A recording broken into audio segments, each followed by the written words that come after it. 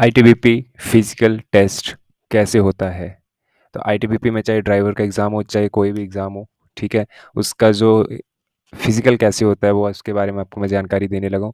पुराने बंदे जिन्होंने भर्तियाँ लगा रखी हैं उनको तो पता होगा, वो वीडियो मत देखना। लेकिन जो नए कुछ कैंडिडेट्स हैं जिन्होंने कभी भी आज दिन तक आईटीबीपी की भर्ती नहीं लगाई हुई है, उन सब भाइयों के लिए मैं एक शॉर्ट में वीडियो बनाने की कोशिश में करी है कि उसमें मैं आपको इन्फॉर्मेशन दे सकूँ कि जो आईटीबीपी का फिजिकल टेस्ट होता है फर्स्ट डे वहाँ जब जाते हो आप, तो तब क्या होता है, ठीक है? मैं पूरा प्रोसेस बताऊँगा आपको इस वीडियो में। लास्ट तक वीडियो में बने रहना और चैनल को सब्सक्राइब ज़रूर कर लेना यार, ऐसी इन्फॉर्मेटिव वीडियो मैं आपके लिए लेके आता रहता हूँ। बात करते हैं सबसे पहले आईटीबीपी का। जब जिस दिन आपका फिजिकल टेस्ट होता है उस दिन आपको रिपोर्टिंग टाइम के टाइम जब वहाँ बुलाया जाता है, तो लगभग 200 से 250 कैंडिडेट होता है, डिपेंड करता है, लेकिन ज़्यादा बंदे नहीं होते हैं। एक दिन में 200 से 250 कैंडिडेट होता है, ज़्यादा से ज़्यादा 300 400 500 कैंडिडेट भी होता है, हो जाता है, ठीक है? मैक्सिमम 500 कैंडिडेट से ज़्यादा तो नहीं होता है, जब जहाँ तक मैंने देखा हुआ है। 200 250 मैंने कम बताया, ये रेशो होती है, कई बार कम भी होते हैं, कई बार ज़्यादा भी होते हैं, लेकिन शुरू शुरू में जो आपके 500, लगभग 500 के करीब जो है आपके बुलाए जाते हैं फिजिकल के लिए, ठीक है? और जाते टाइम ही आपको क्या होता है, जब आप रिपोर्टिंग टाइम करते हो तो गेट से एंट्री के टाइम आपको पता ही है कि आपको एडमिट कार्ड तो लेके जाना ही होता है, ठीक है? एडमिट कार्ड के साथ साथ आपको एक वैलिड प्रूफ आधार कार्ड ज़रूर लेके जाना है, जिसमें आपकी डेट ऑफ बर्थ लिखी हो, एड्रेस लिखा हो, ठीक है? या फिर ड्राइविंग लाइसेंस या कुछ भी। प्लस साथ में इसके साथ आपको जो है एप्लीकेशन फ़ॉर्म भी लेके जाना होता है। एप्लीकेशन फ़ॉर्म जो जब आप फ़ॉर्म भरते हो तो उसके साथ जब एप्लीकेशन फ़ॉर्म का एक प्रिंट आउट निकलने के लिए बोलता है ना, जब लास्ट में प्रिंट करने के लिए एप्लीकेशन फ़ॉर्म को, वो भी लगता है वहाँ पे। मेक श्योर कि ये एप्लीकेशन फ़ॉर्म का जो आप जब साइबर कैफ़े से भरवाते हो तो वहाँ पे एप्लीकेशन फ़ॉर्म का जो है एक प्रिंट कॉपी आप लेके ज़रूर रख लें, ठीक है? फिर उसके बाद क्या होता है कि जैसे आपकी एंट्री हो जाती है उसके बाद आपको आगे ले जाया जाता है, आपको बिठाएँगे वो। उसके बाद जो आपका सबसे पहले आपका क्या होता है कि जाके आपको उधर अंदर बिठा देंगे। उसके बाद आपके ग्रुप्स बनते हैं, 50-50 बंदों का ग्रुप बनेगा आपका, ठीक है? और उनको आगे ले जाया जाएगा ग्राउंड की तरफ, ठीक है?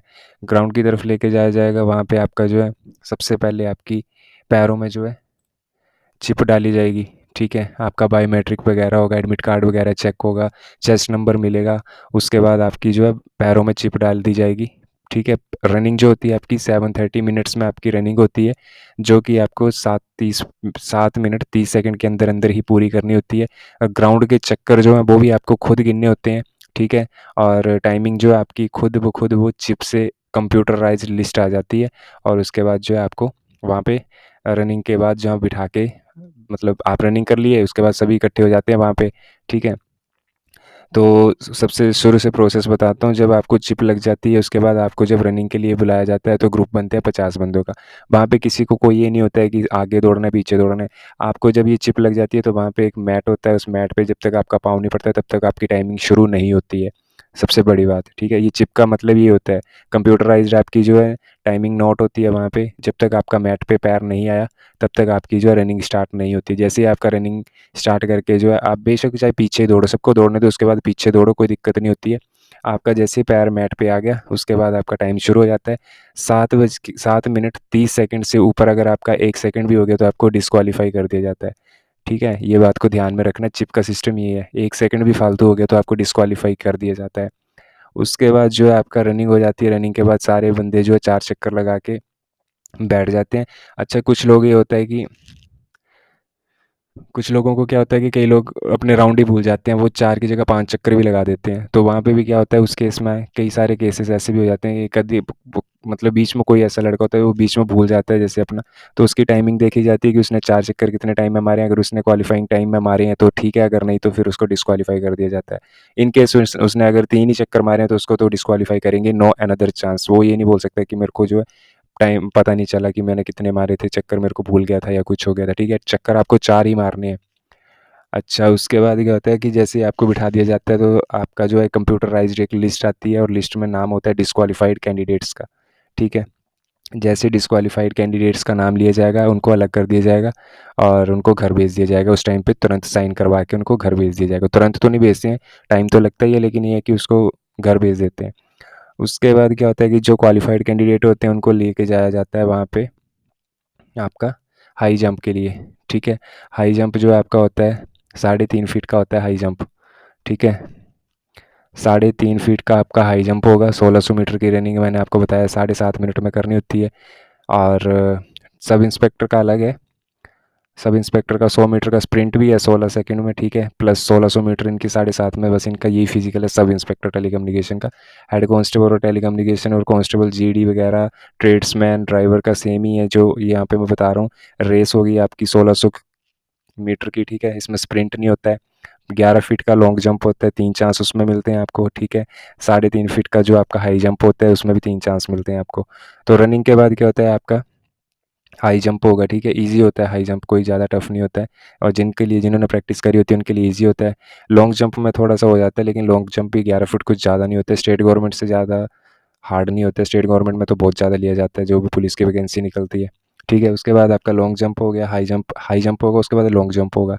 फिर लास्ट में जो है आपका जो आप ये सब क्वालिफाई कर जाते हो तो उसके बाद जो है आपको एडमिट कार्ड पे साइन किए जाते हैं, क्वालिफाइंग के जो स्टैंप लगती है, और उसके बाद जो आपको घर भेज दिया जाता है। सिंपल प्रोसेस रहता है। उस दिन आपके कोई डॉक्यूमेंट्स चेक नहीं होते हैं, कोई आपका कुछ और चेक नहीं होता, सिर्फ और सिर्फ admit card, application form, plus आपका जो है कोई एक आधार कार्ड, पैन कार्ड नहीं चलता क्योंकि पैन कार्ड पे आपका जो है एड्रेस नहीं होता है। तो आपका जो है Aadhaar card, driving licence, voter card, ये जो आपके आइडेंटिटी प्रूफ के तौर पे लगते हैं, ठीक है। तो ये प्रोसेस होता है। और उसके बाद जो है कुछ लोग बोलते हैं कि जैसे कुछ लोग अंडरवेट होते हैं, ओवरवेट होते हैं, ठीक है। तो मैं एक बार बताता हूँ। एक बार मैंने भर्ती लगाई थी, तो उस टाइम पे क्या था, एक बंदा मेरे साथ ही था, 110 किलो का था वो बंदा, ठीक है। उसने क्या हुआ था कि रनिंग पास कर ली थी, ठीक है, रनिंग पास कर ली, लेकिन उसका ओवरवेट आ गया था। और जिस दिन जब उसी टाइम पे मैंने लगाई थी जब भर्ती, तो मैं अंडरवेट था, ठीक है। तो ना मुझे निकाला गया था ना उसको निकाला गया था। पर बशर्ते ये होता है कि कमांडेंट पे डिपेंड करता है, वैसे निकालते नहीं है। हाँ, चेस्ट में निकाल देते हैं, हाइट में निकाल देते हैं। हाइट में कोई आपको रिलैक्सेशन नहीं दिया जाएगा अगर आपके पास कोई डोगरा का सर्टिफिकेट नहीं है तो, ठीक है, या फिर SC ST का सर्टिफिकेट नहीं है तो आपको जो है रिलैक्सेशन, जितना रिलैक्सेशन में है उतना तो मिलेगा, लेकिन उससे भी कम होगा तो आपको निकाल दिया जाएगा। एंड चेस्ट में भी आपको निकाल दिया जा सकता है अगर आपकी चेस्ट कम होती है। लेकिन ये है कि ओवरवेट और अंडरवेट में आपको नहीं निकाला जाता है। उसमें जो आपको रिमार्क्स दे दिया जाता है जब आपका फिजिकल क्वालिफाई कर दिया जाता है। लेकिन उसमें जो है जब आपका आप रिजल्ट देखते हो ऑनलाइन साइट पे जहाँ से आप एडमिट कार्ड निकालते हो, तो वहाँ पे रिमार्क्स एक लगा दिया जाता है साइड में, अंडरवेट या ओवरवेट, ठीक है, निकालते नहीं है। तो अंडरवेट और ओवरवेट का तो कोई सीन नहीं होता है, ठीक है। और हाइट में तो कोई छूट नहीं मिलती, हाइट में तो निकाल देते हैं, ठीक है। तो यही था जो मेरा एक्सपीरियंस था, जिस हिसाब से मैंने देखा हुआ है, ठीक है। तो मैंने अपना एक्सपीरियंस शेयर कर दिया है कि ITBP का जो है फिजिकल कैसे होता है, ठीक है। तो होप्स हो कि आपको जानकारी, अगर किसी और किसी को भी कोई ऐसा कोई क्वेश्चंस हो उसके माइंड में, तो वो मेरे को ज़रूर बताए, और कमेंट करके मैं रिप्लाई करने की कोशिश ज़रूर करूँगा, ठीक है। होप्स हो कि आपको जानकारी अच्छी लगी हो। मिलते हैं नेक्स्ट वीडियो में, तब तक के लिए जय हिंद।